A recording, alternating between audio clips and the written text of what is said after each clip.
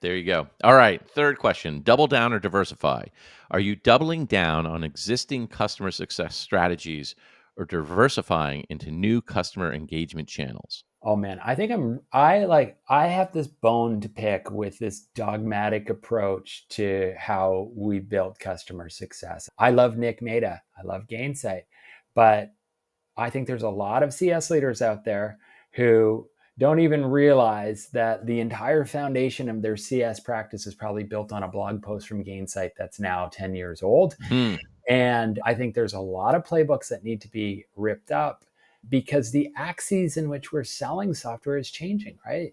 We're moving past seat based in a lot of cases. We have consumption based. Maybe there's a world of AI where we're charging on outcomes. I spent a lot of Yeah. time with my friend Janan Pang at Intercom. He's the VP of customer success there. Finn is their AI tool. It charges on outcomes. Yeah. How do you orient a customer success organization when, desired outcome is how, right? So the models are changing really, really quickly. There's a lot of technology that can make certain things more efficient in that post-sales motion. So I'm a big believer in certainly study the old playbooks, know them to their core, know why they work, why they don't work.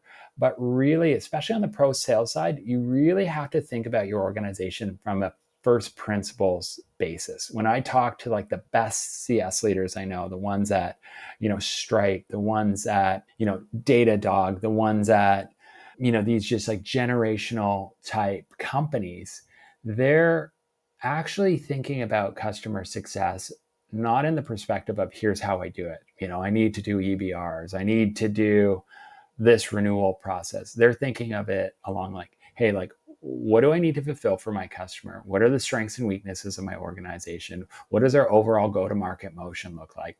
And then they're building the appropriate pro-sales motion for their company and for their customers. And I think so many times people just say, oh, this is how you do customer success, and they tag it onto their organization, and it just doesn't work.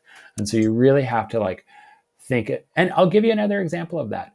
When I look at some of the people who are getting these CCO roles, interesting thing is they're not coming from customer success. They're Hmm. coming from other roles. It's not like you climb this ladder and you Interesting. become a CCO.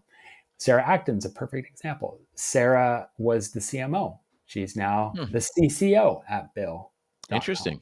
My friend Abbas, he's known as a customer success leader. We caught up yesterday. He's how many years do you think I've actually spent leading customer success organizations?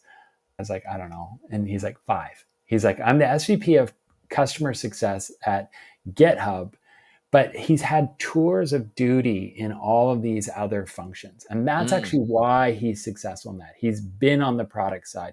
He's led marketing organization. He's led ops organization. So it's all of these things that come together to actually make a really good post-sales motion. Yeah, I would agree. I think that it's interesting. I do think the opening comment you had with regards to the business models are in a state of transformation, and we see that at Maxio. We support sales-led motion, product-led motion, people that do fixed rate pricing and usage-based pricing. And usage-based is a lead into values-based and then outcome-based type pricing. And everyone's trying to align with, hey, if I could charge you based on outcomes, you'd gladly pay more if I could deliver more outcomes. But how do you create that value exchange is very, very hard. So I think Mhm. to your point, this role in particular helps inform what a monetization strategy should be.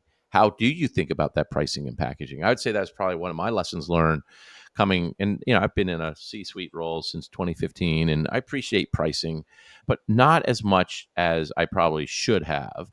And then coming to a PE backed company, Maxio, the GP, a woman named Chelsea Stoner, who's brilliant, had said to me, Randy, the number one thing we focus on when we buy a company is their pricing and packaging, the Yeah. monetization strategy. And it's not something you can use consultants for. It's something you have to build as a muscle.